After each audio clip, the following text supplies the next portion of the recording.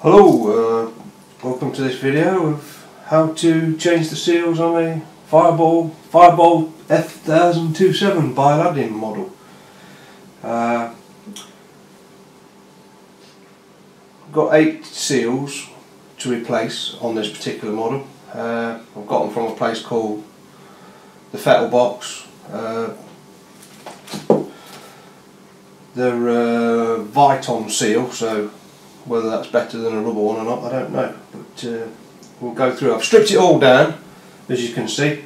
So we're going to do it bit by bit, and we'll replace all of the 8 seals as we go. You only need basic tools, and I've got some O-ring grease, but you can use Vaseline or petroleum jelly just to seat them a little bit better. First one I'm going to do is the pump washer. It's held on with a little nut on the end. I've already slackened it off, but the size of the socket is 5/16, so we'll fetch that off. Take the nut off and take the washer off. There's a bit of crud on there, so I'll give that a bit of a clean.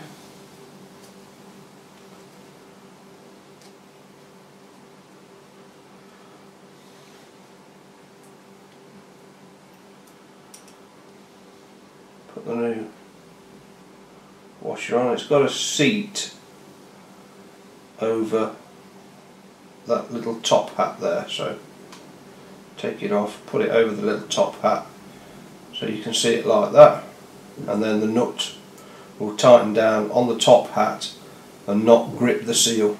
It's not designed to grip the seal. And we'll put that back on there.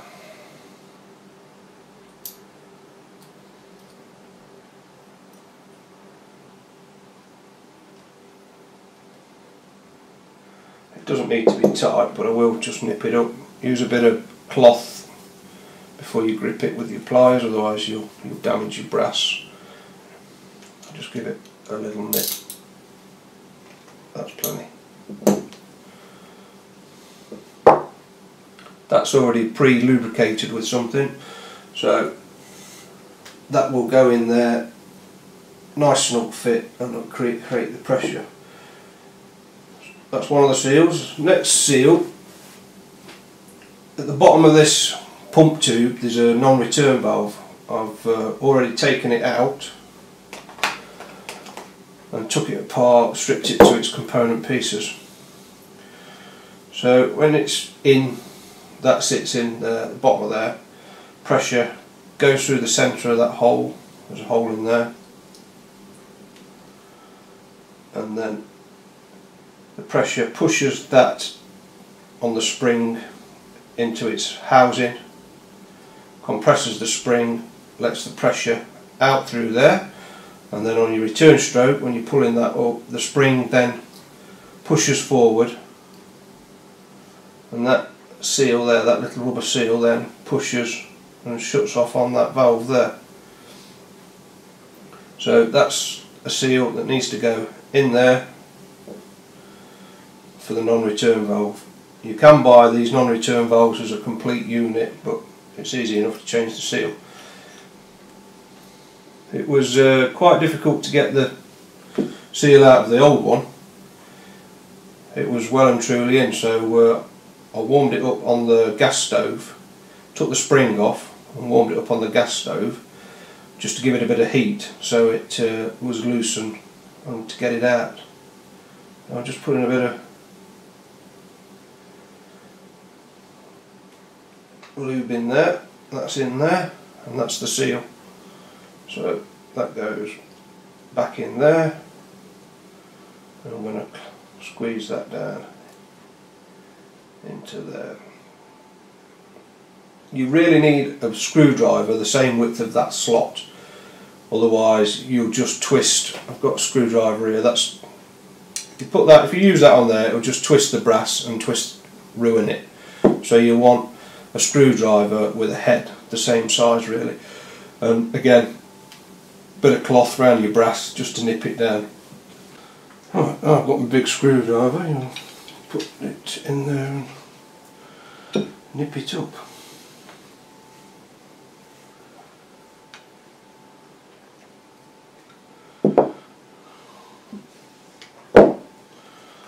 So that's the non-return valve. Now that lives at the bottom of there, and it has a washer before it goes down the bottom of there.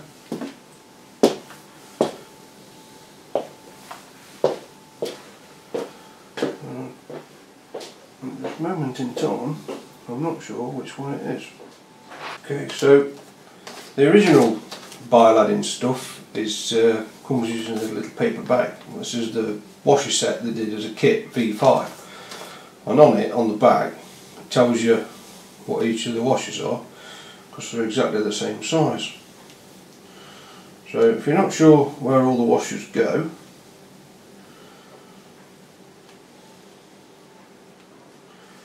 that's the washers on there. I've already fitted the non-return valve washer, and I fitted the cup there. It also says on the back to soak the cup washer in castor oil before you use it, but that's already been soaked in something that is quite lubricated already, so we won't need to. So we've got to put the non-return valve at the bottom of the pump, and that's the correct washer for that. So bit of lube,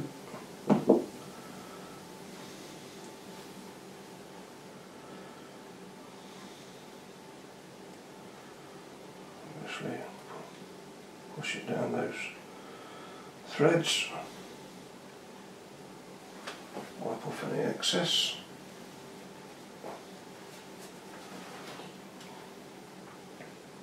Down you go. So just drop that down there, line your screwdriver up and tighten it up. Some people really over tighten these, and they don't need to be that tight. The seal does all the work anyway. So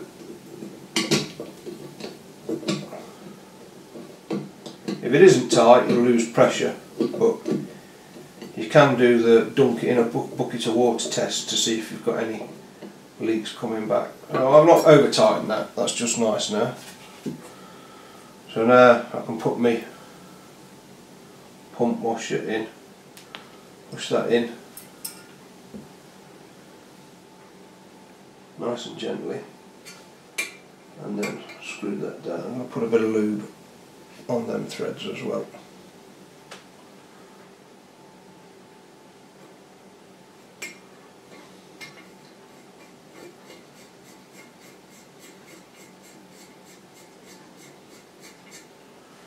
So tighten that down,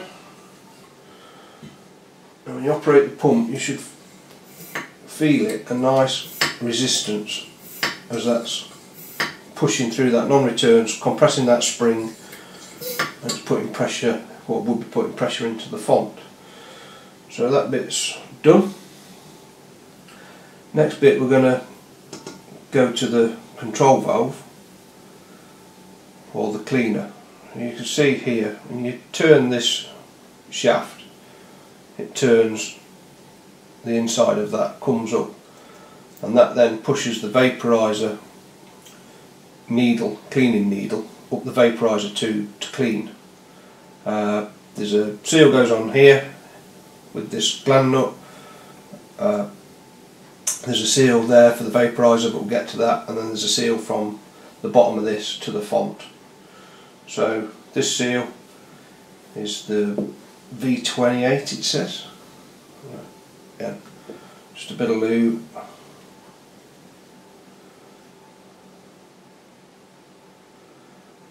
Down there, make sure it's seated. On with that. Just finger tight for that, doesn't need to be any tighter than that. And back on with the knot.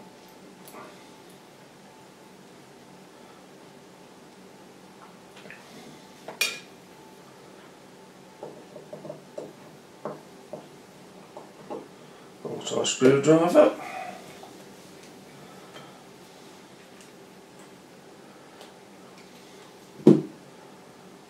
It doesn't need to be tight, but tighter than what I'm going to get with that one. So.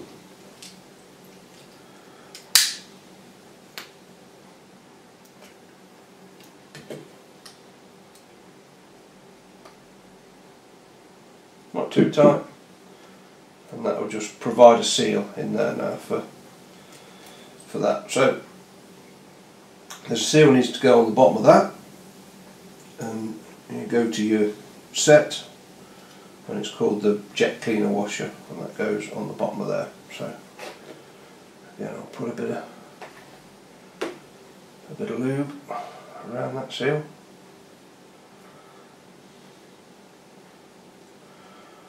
Put that on there.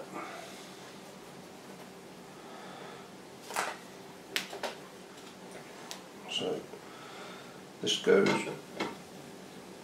onto the font.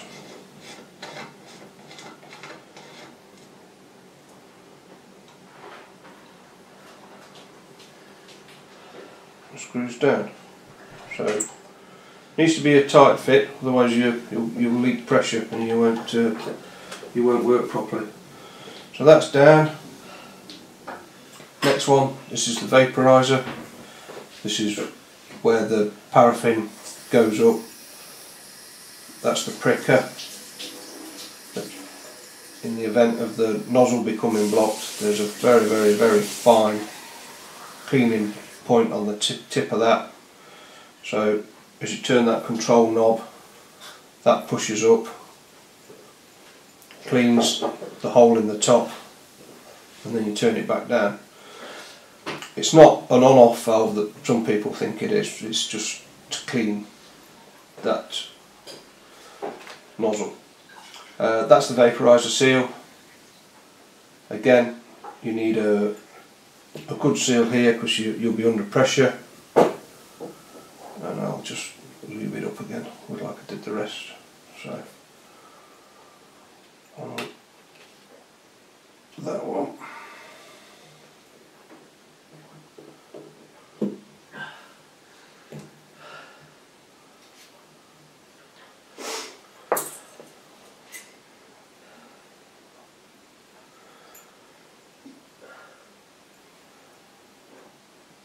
And in she goes.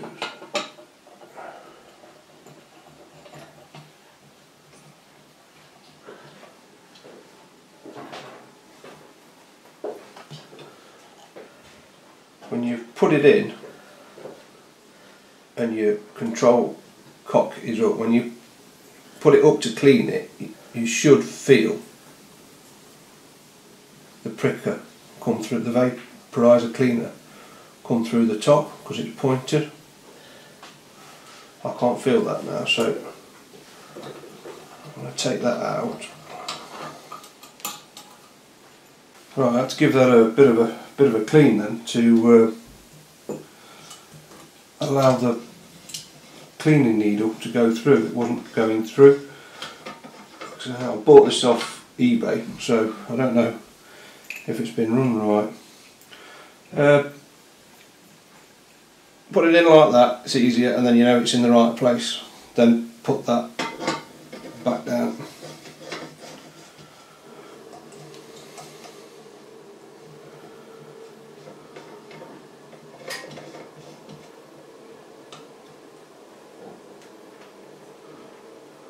And then you just want to nip that up with the pliers, but not overly tight.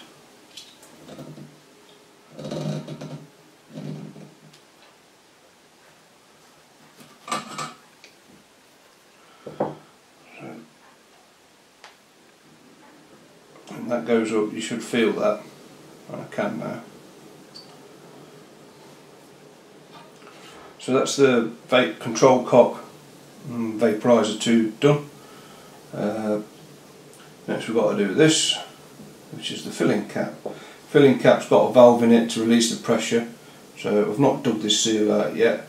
You'll need some sort of pricking tool to get it out. There can be a bit, when they've gone old and hard, it can be a bit of a pain to get out. So whatever method works best for you, and dig it out.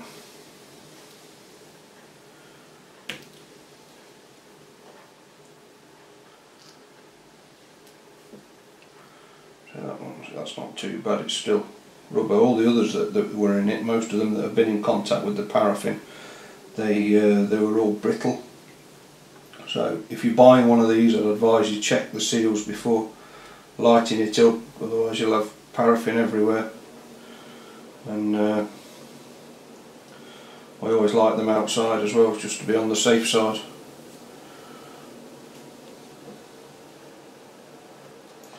Don't forget as well that you're burning a fossil fuel, so you'll get carbon monoxide from this. So if you're burning it in a confined space, make sure you've got adequate ventilation. Otherwise you won't be very well. You'll get carbon monoxide poisoning. You can hardly get in here, it's a pain to get in, so you can make a start with a drill bit and then you've got something to dig into. But they can be awkward, they just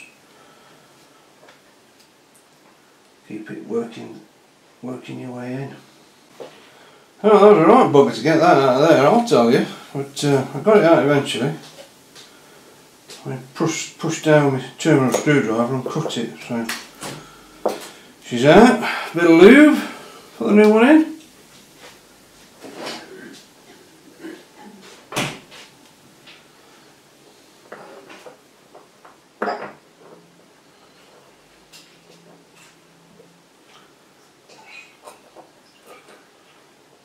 Gently push it down. I'll put a bit of lube on that thread as well. It goes through the filling cap and obviously provides the seal. There's a little split pin here I took out earlier. Put that back.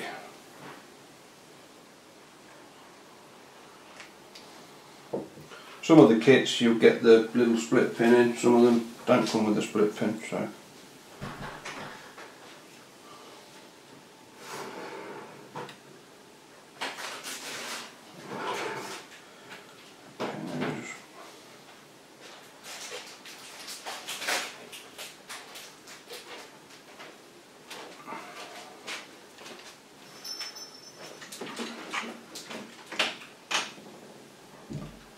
Bend the tabs over.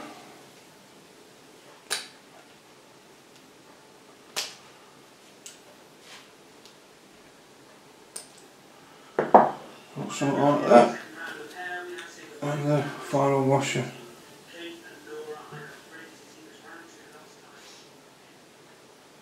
Bit of lube.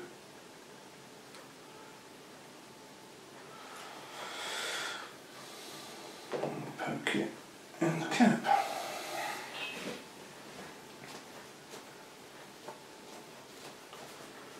I'll put just a little bit of lube on the thread.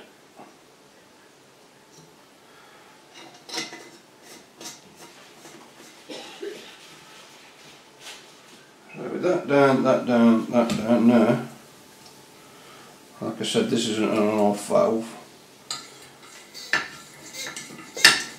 That should be pressurising the font. Font's empty, there's nothing in it.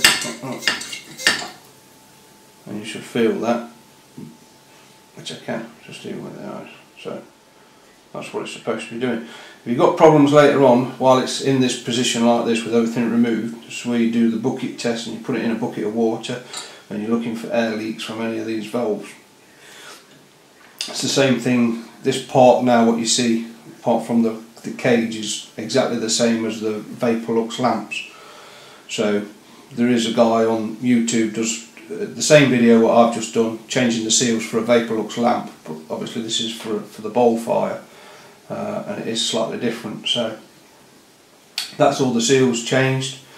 What we're going to do now is put it back together. So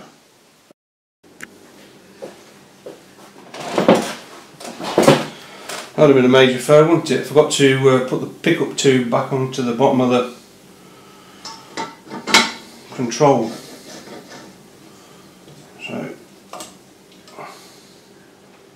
that won't work very well at all.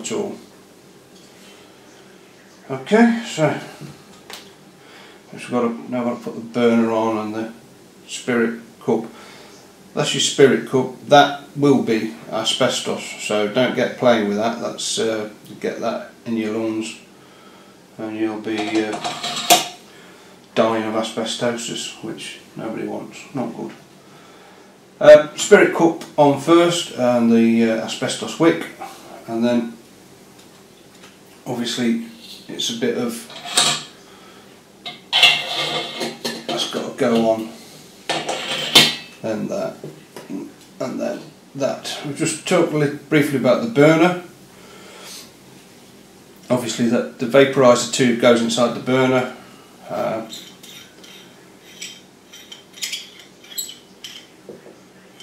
comes off there. That's your gauze. Be careful with that. It's very gentle. These are your burner tubes. This is where your gas comes out and it'll ignite. Obviously that gas then burns, that'll get cherry red hot. If you're having problems with your burn, these can get sooted up inside, so then it's a case of getting this cherry red really to burn that soot out. That's what your problem is if you don't clean it.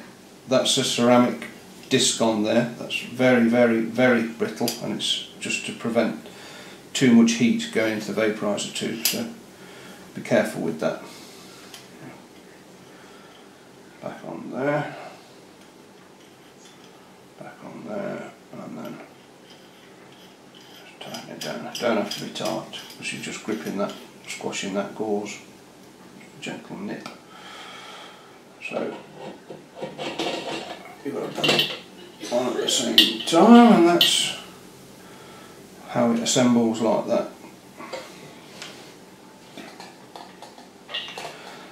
The cover goes on last, so I'm going to put this bolt on first, and the nut.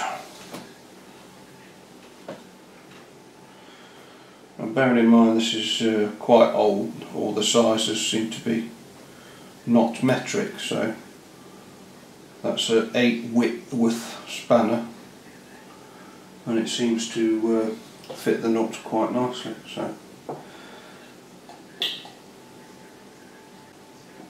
what we got next is to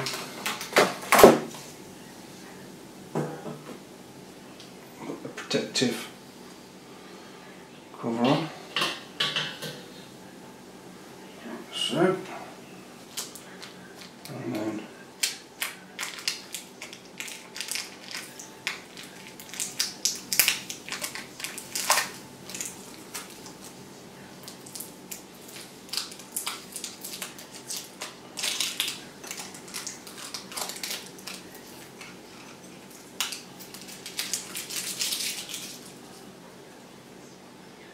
this just holds the bottom of that, keeps it on. So these are a bit fiddly as well, because you've got to go through 2 plates and into the captive.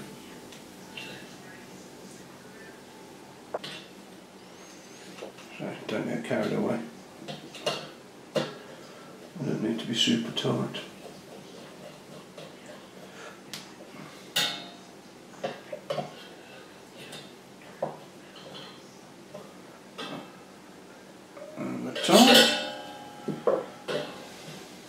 Hold the cover on like that. So there you go. We're ready to put paraffin in and fire up. Let's go and have a go, shall we?